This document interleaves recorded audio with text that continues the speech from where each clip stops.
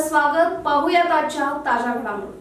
पट्टणकोडोली तालुका हातकणंगले येथील श्री बिरदेव जन्मोत्सव हजारो भाविकांच्या उपस्थितीत विठ्ठल बिरदेवाच्या नावाने चांगभलच्या गजरात मोठ्या उत्साहात संपन्न झाला. श्री क्षेत्र विठ्ठल बिरदेव देवस्थान धनगर समाजाचे आराध्य दैवत मानले जाते. धनगर समाजाबरोबर येथील इतर समाजात सुद्धा या देवाला मोठ्या प्रमाणात पूजले जाते. हे देवस्थान महाराष्ट्रासह 4 ते 5 राज्यात प्रसिद्ध आहे. या जोडीच्या भगवंतापैकी बिरदेव जन्मोत्सव 1955 पासून उत्साहात साजरा केला जातो.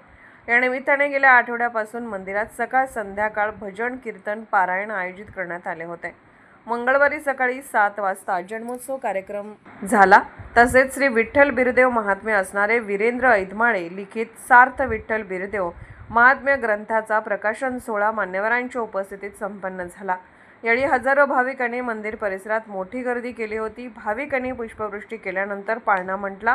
जन्मोत्सवामुळे गावात भक्तिमय वातावरण झाले होते. विठ्ठल बिरदेवाच्या नावानं चांगभलचा गजर करत भक्तांनी देवदर्शन घेण्यास मोठी गर्दी केली होती. जन्मोत्सवानंतर रामण्णा परिवारातर्फे प्रसाद म्हणून सुंटवडा वाटप करण्यात आला.